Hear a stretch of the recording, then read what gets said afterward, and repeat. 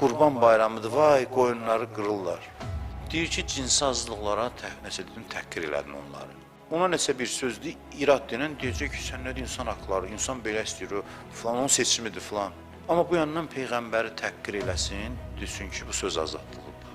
Bir dənə qoyun kəsəsən küçədə gələcəklər ki, heyvanların haqqı. Qan dizə çıxır, dövlətləri, millətlərin qanına fərman verir, heç kəsdən səs çıxmır.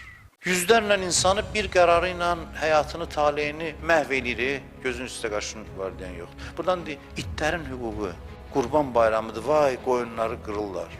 Heyvan üçün göz yaşı tökür, hansısa xalqlar ikinci sortdur bunun üçün. Onu öldürmək icazəlidir. Adam öldürmək onlar üçün su içmək kimi bir şeydir. Bütün dünyanı qarət edirlər, iqtisadiyyatlarını qarət əsasında formalaşdırırlar. Qan içən diktatorlar olub, onların çoxu bu qalstuklu, ütülü, dodağında təbəssüm olan qərb demokratiyasının liderlərindən daha yaxşıdırlar. Ona görə ki, siması bəllidir. Amma bu min dənə cildə girir. Özü-özünü dalladıb, dolaşdırıb.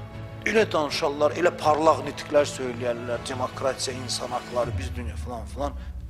Canavar gizlənib onun ütülü qiyafəsinin arxasında. Bu yaxşı mədəniyyətdirsə, niyə canavar kimi dövlətləri düşüb dünyanın canına, xalqları parça-parça eləyir? Hani bu doğrucu mədəniyyətin təmsilçiləri? Valla bəsdirin cəmaatı ələ saldınız. Bu insan haqları nağılları ilə.